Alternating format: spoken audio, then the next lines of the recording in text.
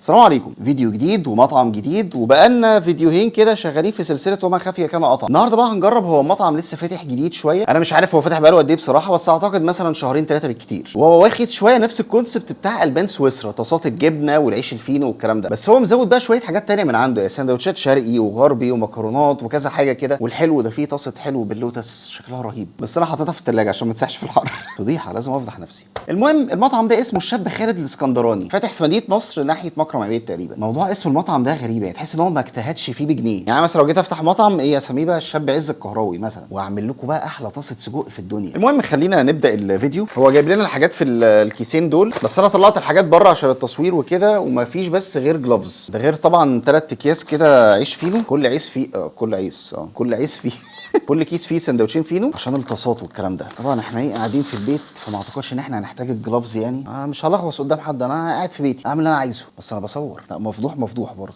نبتدي باول حاجه، هو سندوتش. طبعا الحاجات كلها جايه برضه ملفوفه بورق استريتش، بس انا شلته عشان ايه؟ عشان التصوير. السندوتش ده بقى اسمه سجق اسكندراني جريل، ده بيبقى قطع سجق مشوي مع طماطم وصوص البيبر مايو، بس اللي انا شايفه هنا شكله صوص طحينه. والساندوتش ده عامل 32 جنيه. بدون نشوف كده، بسم الله.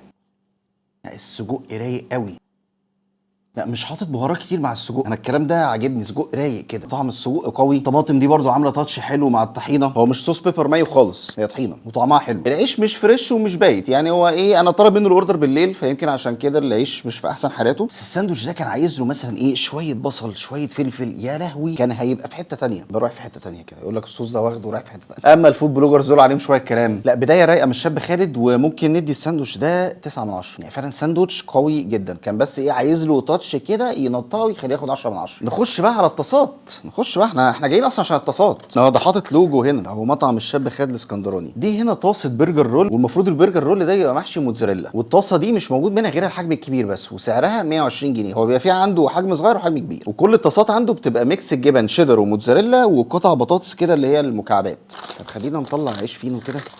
ايوه انا شايف هنا قطع برجر كده، وفي جواها فعلا جبنه موتزاريلا.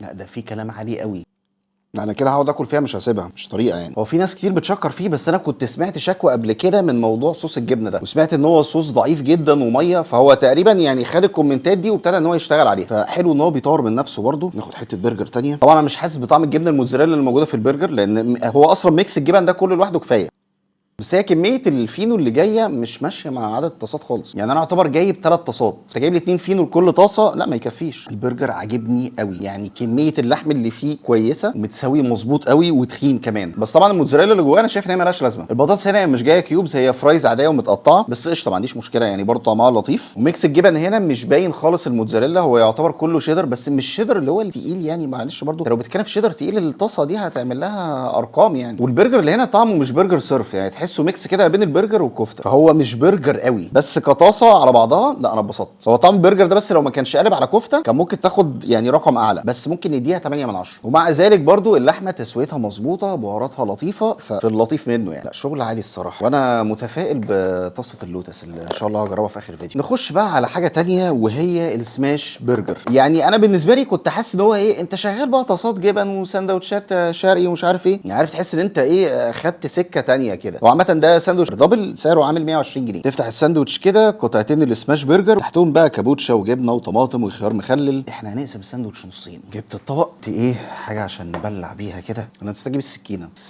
جبنا السكينه. ادي اخرة اللي يجي من الشغل ويصور على طول من غير ما يتغدى، الواحد بيبقى مش مركز خالص. كان في حد اسمه احمد محمد سالم بعت لي على الفيسبوك قال لي عز ما تنساش ان انت تجيب البيبسي في الفيديو اللي جاي. يعني العيش شكله كويس جدا يعني، على عكس العيش الفينو ده خالص. لا شغل عالي الصراحه.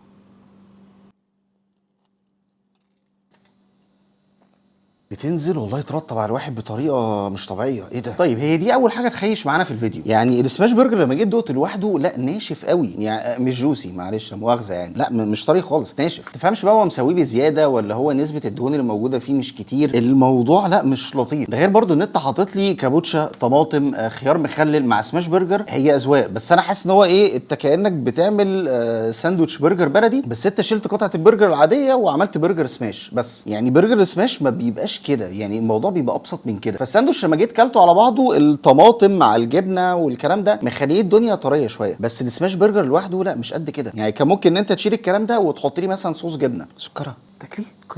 سكرها عجبها البرجر قوي، وعشان سكرها عجبها البرجر اديله 10 من 10. يعني صوص الجبنه الشيدر ده لو حطه مع البرجر هيبقى تحفه. طيب الساندوتش ده ممكن ياخد مش عارف، ممكن يديله مثلا 5 من 10. يعني انا ما اجيبوش تاني من هناك. ماشي خلينا كده نخش على بعضه. طيب نشيل بقى الطبق ده كده ونجيب الطبق ده بقى هنا طبق مكرونه بالهوت دوج. هو حاطط عليه صوصين شكلهم واحد طحينه والتاني ده شكله مستردة. طيب وانا كنت طالب مكرونه هوت دوج كبيره بالصوص الابيض، هو جايبها لي هنا بالصوص الاحمر اللي هو الصلصه. هو الصوص الابيض ده كان هيبقى سعرها 65، الصوص الاحمر هي سعرها 55 كده. يعني هجربه بالعيش، يعني مش مقتنع. يعني هو جايب 6 فينو مع 3 طاسات، فانت كان المفروض ان انت تجيب لي شوكه، هو ما جابش شوكه خالص، هو جايب بس جلوفز.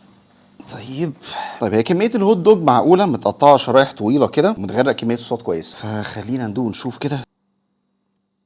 طحينه مع المكرونه مش ماشيين مع بعض خالص. يمكن المستردة مقبوله شويه، طحينه لا ما تنفعش. بس انا عجباني قوي صلصه المكرونه، حلوه قوي. كمان المكرونه مفلفله شويه كده، فلا طعمها حلو قوي. الهوت دوج يعني عادي جدا، يعني مش مميز في اي حاجه، بس صوص المستردة لايق مع المكرونه والهوت دوج. انما الطحينه تحس ان هو ايه، دخل على الطبق غلط، اللي هو السلام عليكم افتح انا عمده يا عم التمين يا عم، لا ما فيش، انا جاي. كان نفسي مع الهوت دوج ده يتحط مثلا فلفل بصل، كان الموضوع هيبقى الطف شويه. وقطع الهوت دوج هي شرايح كبيره، كان ممكن هو يقطعها اصغر شويه بحيث ان هي بس ايه تبقى منتشره في الطبق اكتر. يعني ده ممكن نديله 6 من 10. والهوت دوج مش وحش بس يعني في احسن من كده. طيب خلينا نخش على بعض ونخش بقى على طاسه، بس دي بقى من الحجم الصغير. دي بقى هنا طاسه فراخ كريسبي سبايسي عامله 70 جنيه. يعني انا اصلا لما فتحت كده العلبه ريحه السبايسي ضربت في وشي. هي هنا جبنه مع فراخ كريسبي مع كميه هالوبينو وصوص سبايسي محترمه جدا، وشكلها هتولع بقي جدا. طبعا هي المفروض برضو زي الطاسه بتاعت البرجر رول دي جاي معاها بطاطس والكلام ده كله، والطاسات عنده شكلها حلو الصراحه. لا ده كلام جميل وكلام موحوح. ايه الزغطه دي؟ انا واخد حته بقى جبنه بالفراخ بالهالوبينو جامده، والسبايسي يعني تحس هو اي حاجه معموله بذمه بضمير كده. لا طاسه برضو تقيله. هو مميز بصراحه في الطاسات، يعني بقيه الحاجات يمكن ما ظبطتش قوي باستثناء السجق كان جامد جدا، بس هنا الطاسه لا حلوه. نفس برضو ميكس الجبن اللي كان موجود في الطاسه اللي فاتت. بس انا عندي تعليق، البريدنج بينفصل بسهوله عن الفراخ، مش لازق فيها كده.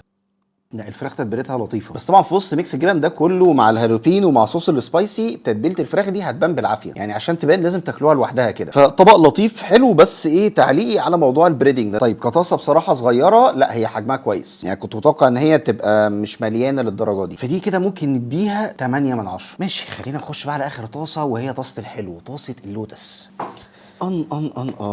جبتها من التلاجة. دي هنا طاسة باور لوتس، عبارة عن لوتس وبسكوت لوتس وشوكولاتة بيضة وحلاوة وكريمة، ودي موجودة بحجم واحد بس وسعرها 70 جنيه. الموضوع غريب كده، وانا ماسك العيش الفينو وهبتدي اكل بقى اللوتس تحس اللي هو يعني ايه العك اللي انا بعمله ده. بس برغم كده السندوتشات الحلو والحادق اللي انتشرت في اسكندرية ومؤخرا في القاهرة بيعملوا الحاجات دي بعيش فينو، بس من كتر الحشو الواحد ما بيبقاش شايف العيش الفينو فبيدوس، لكن وانت بتغمس كده تحس الموضوع غريب. والله ايش اسوي انا، ايش اسوي. طيب هو اللوتس المتفرفت باين من على الوش كده مع الشوكولاتة البيضة وصوص اللوتس باين برضه. لا هنا في عظمه. قاعد بغمس لوتس بعيش فينو تمام ما عنديش مشكله، بس عظمه. لا والحلاوه طعمها قوي بس تقيله قوي قوي. لا هو هنا في الكواليتي ما بيهزرش، يعني لوتس مع حلاوه مع شوكولاته بيضه، الثلاثه دول مع بعض الميكس بتاعهم رهيب، وحاطط حلاوه بكميه كويسه. فلا طبق جامد بس طبق تقيل قوي. يعني مخلص تقريبا 3/4 عيش فينو وخلصت بس حته صغيره من الطبق اهو، هي الحته دي بس اللي انا خلصتها. فعشان كده بقول انت لازم تزود عدد الفينو اكتر من كده حبه حلوين. هو اللوتس بس المتفرفت ده اللي انا مش عارف احدد طعمه قوي، هو لوتس ولا حاجه قريبه من اللوتس، بس انا حاسس بطعم قرفه زياده شويه، فاعتقد ان هو مش لوتس بس حاجه قريبه قوي من طعم اللوتس. لا الحلو عنده فعلا في حته تانية. لا دي كده تاخد 10 من 10 مستريح. فعلا برافو. يعني الطاسات الحادق عنده مستوى عالي، الطاسات الحلو مستوى اعلى كمان. ماشي خليني كده اشيل الكلام ده من قدامي والخص لكم التجربه. طيب باختصار كانت تجربه كويسه في حاجات وفي حاجات ما كانتش قد كده. يعني انا عامه يعني كنت متوقع مستوى اقل من كده. سيبنا من السماش برجر والمكرونه ما كانوش على قد التوقعات بصراحه، يعني ما كانوش احسن حاجه، بس الطاسات عنده بشكل عام كويسه قوي. والسندوتشات الشرقي انا ما جربتش غير السجق، والسجق عجبني حلو. فانا متهيالي هو محتاج ان هو يركز اكتر على الطاسات. بقيه الحاجات اللي موجوده في المنيو دي يا يطورها ويخليها احسن يا اما يلغيها. بس عامه تجربه لطيفه، اسعار كويسه، خامات برضو كويسه، اتبسطت من الطاسات ومن السجق. وبس كده. اكتبوا لي بقى في الكومنتات ايه الفيديوهات اللي تحبوا تشوفوها الفتره اللي جايه، واشوفكم ان شاء الله الفيديو الجاي. سلام.